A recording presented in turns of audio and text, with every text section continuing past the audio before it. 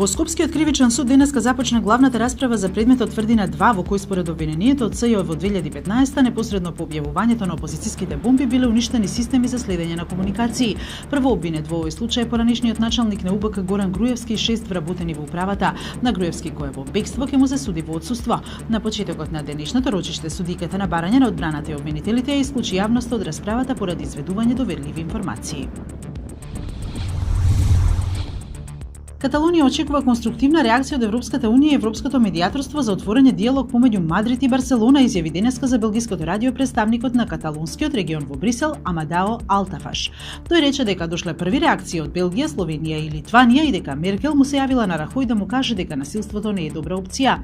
Според официјалните прелиминарни резултати, 90% од оние кои гласа вчера на референдумот се изјасниле за независност на Каталонија, а лидерот Пучдемон најави дека ќе прогласи еднострана сецесија.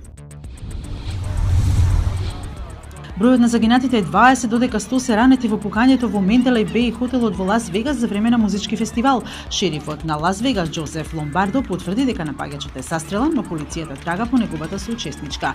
Напаѓачот е локален жител, а мотивите за нападот засега се непознати.